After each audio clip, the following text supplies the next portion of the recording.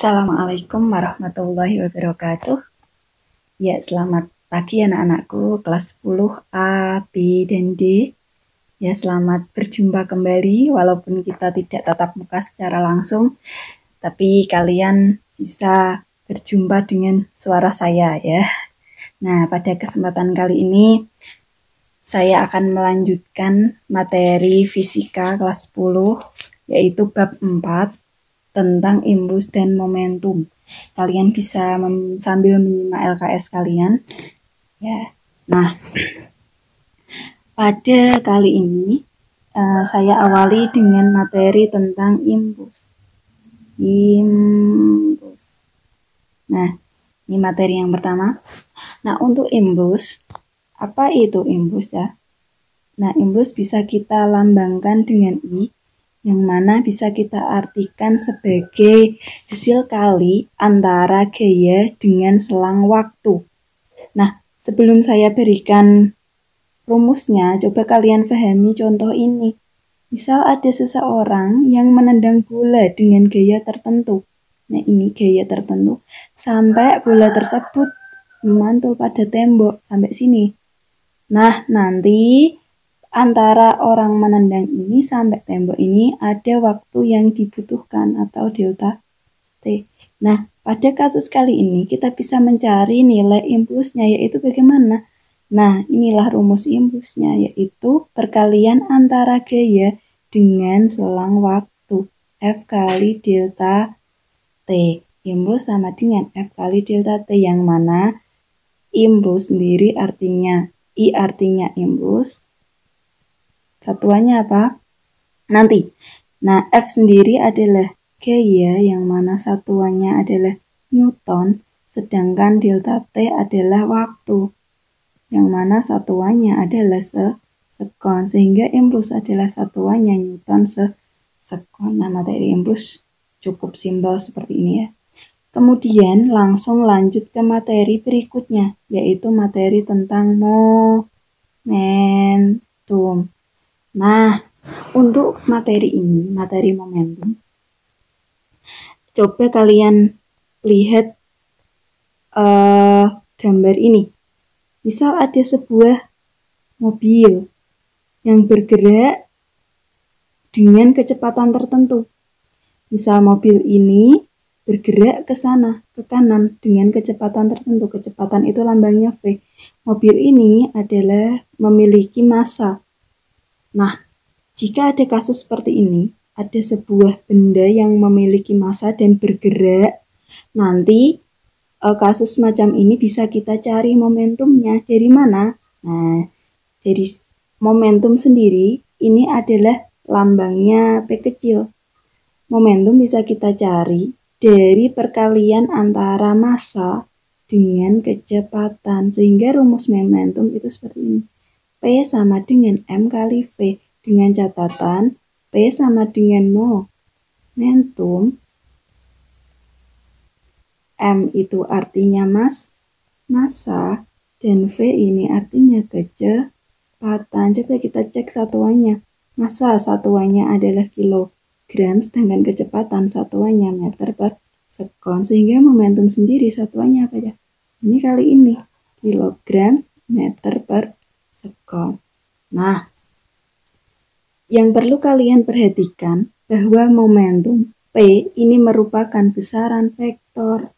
Apa itu besaran vektor? Kembali ke semester 1 kemarin, yaitu besaran yang mempunyai nilai dan arah. Nah, karena arah ini adalah penting pada bab ini, jadi kalian perlu garis bawah. Ya, ini kalian garis bawahi arah.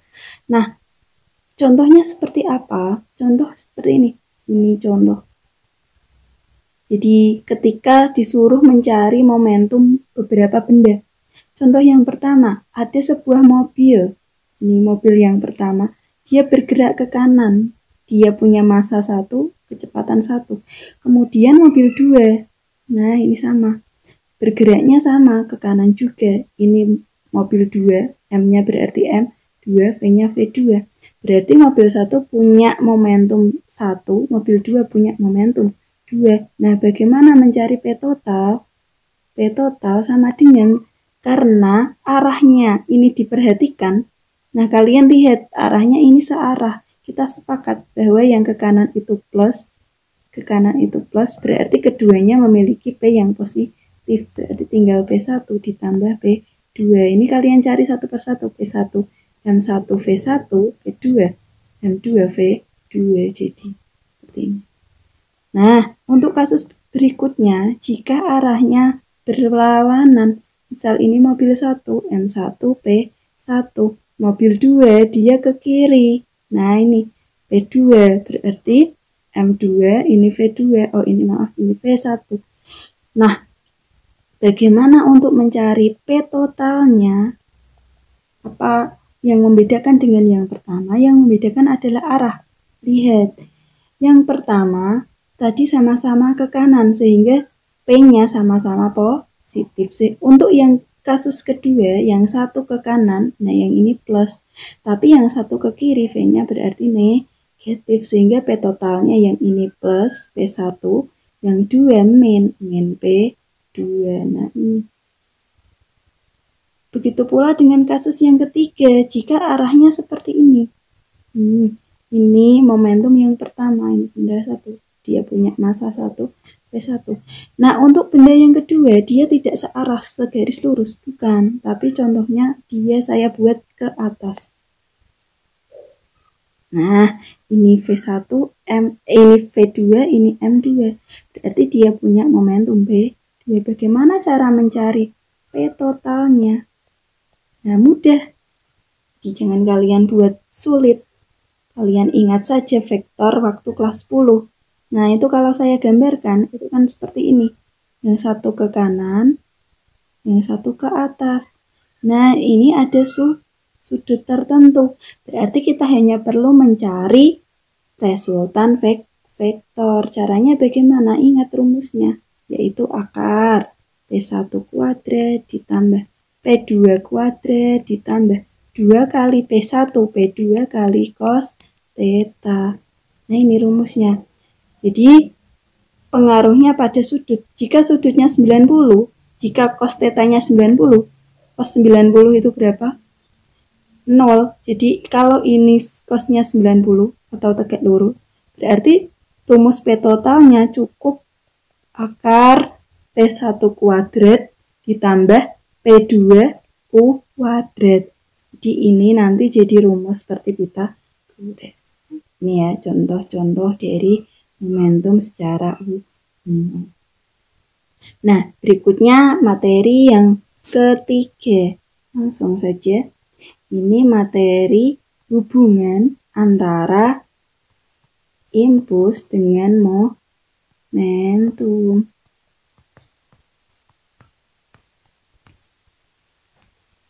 Nah, kira-kira keduanya memiliki hubungan apa tidak?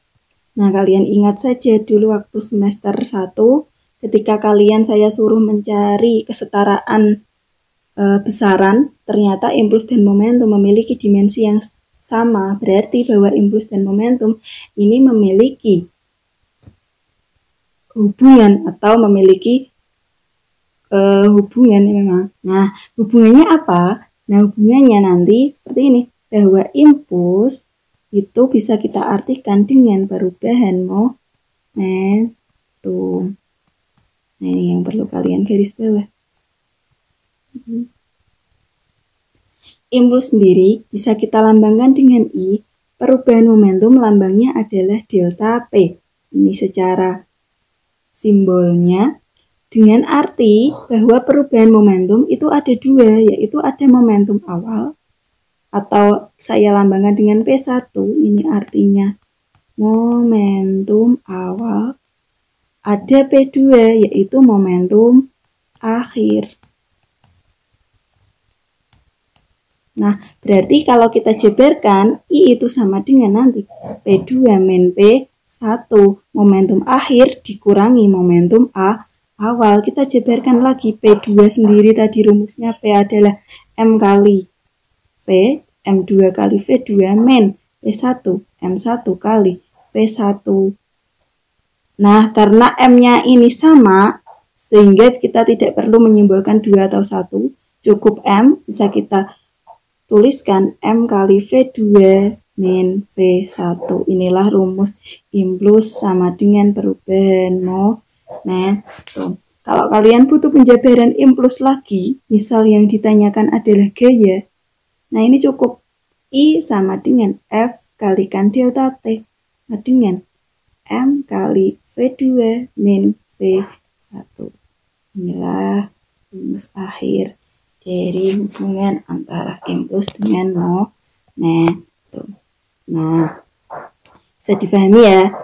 Sekarang kita masuk ke contohnya. Ini saya ambilkan dari LKS kalian.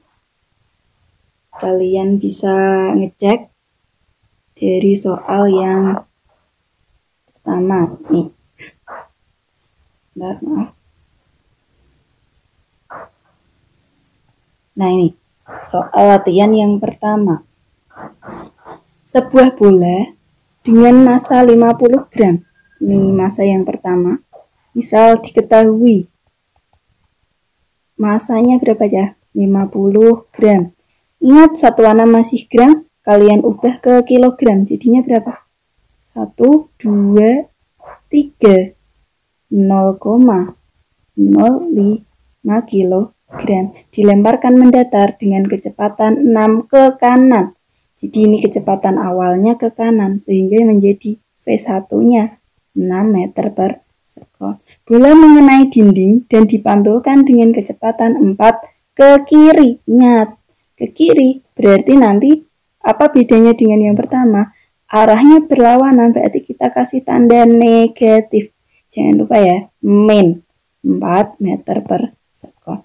Nah, yang ditanyakan besar impuls yang dikerjakan dinding pada bola adalah titik-titik. Nah, yang ditanya adalah berapa I-nya? Ya, ingat, lihat I di sini yang diketahui M sama V. Berarti kita kaitkan impuls dengan perubahan momentum. Jawab. I sama dengan M V2 min V1. Ini langsung saja kita masukkan 0,05 kali V2-nya. Ingat ada tanda minnya, min 4, min 6. Sehingga ketemunya 0,05 dikalikan min 4, min 6, min 10. Jadinya berapa ya? I sama dengan ini kali 10, komanya maju satu langkah, tandanya negatif, min 0,5 Newton. Nah, ini soal yang pertama. Berikutnya, soal yang kedua.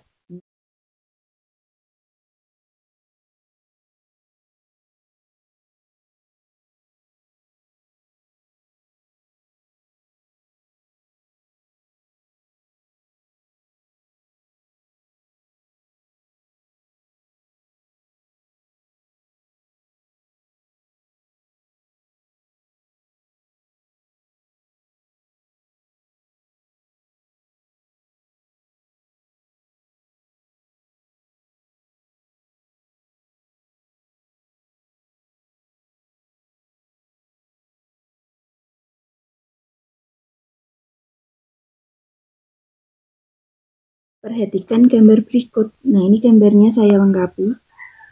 Ini di sini adalah grafik T, ini F yang mana satuannya Newton. Kemudian di sini 1, ini A, B, C, dan D. Ini 2, di sini 4, di sini 5. Ini 1 dan ini adalah 2. Lihat kalau soalnya berbentuk grafik semacam ini, bagaimana pengerjaannya? Lihat. Gambar di atas menunjukkan kurva gaya terhadap waktu yang bekerja pada sebuah partikel bermassa 2. Impuls dari gaya tersebut adalah titik-titik. Nah, kalau ada soal seperti ini, kita bisa mencari rumus impuls. Dari mana? Kalau rumus biasa, itu impuls artinya apa? M kali V2 min V1. Ini kalau biasa. Tapi kalau bentuknya berbentuk grafik, Nanti untuk mencari impuls, ini spesial ya, yaitu tinggal kalian cari luas bangun. Ya, jadi kalian cari luas bangun. Nah, ini kalian tinggal melihat dari A sampai D, di sini bangunnya adalah bangun trapesium, seperti ini. Kalau luas bangun trapesium, luasnya apa? Ini A, ini B, ini T. Jumlah sisi sejajar A plus B dibagi 2 dikali tinggi. Nah, ini rumus dari luas trapesium. Tinggal kalian masukkan saja. Masukkan ke soalnya. Jadi, di sini A-nya. A ini dari B terhadap C, 2 sampai 4 itu berapa? 4 dikurangi 2. 2. Ditambah B. B itu dari A sampai D. Ini sampai sini berapa? 5 dikurangi 1. 4. Dibagi 2 dikali tinggi. Tingginya ini sampai sini adalah, nah ini sebagai tingginya. Atau ini tingginya. Yaitu 2. 2 tambah 4, 6. 6 bagi 2 kali 2. Ini coret-coret. Ketemunya adalah 6 Newton.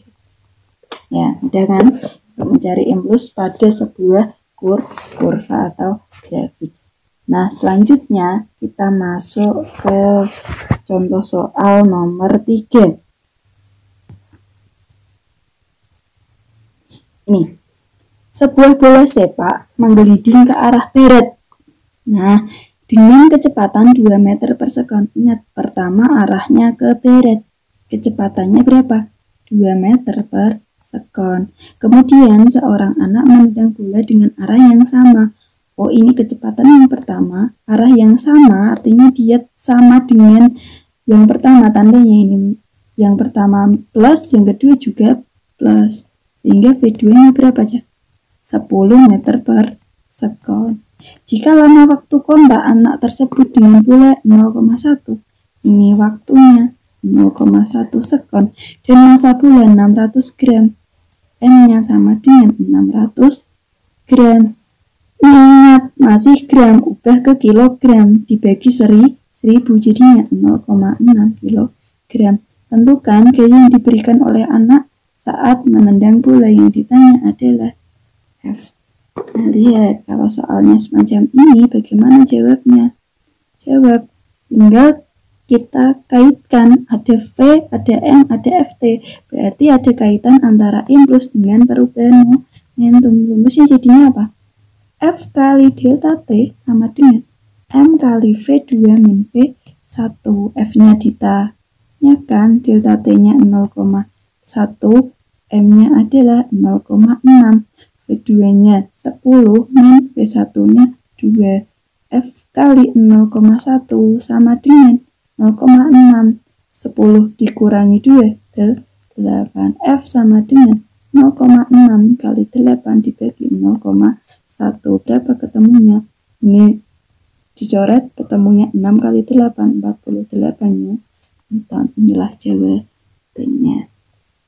Nah, ini PR kalian, soal-soal yang lain silakan kalian kerjakan sendiri, dan akan saya lanjutkan ke materi berikutnya, yaitu hukum kekekalan momentum. Ya, sampai di sini untuk bab impuls dan momentum. Selamat mengerjakan, semoga ilmunya bermanfaat. Amin.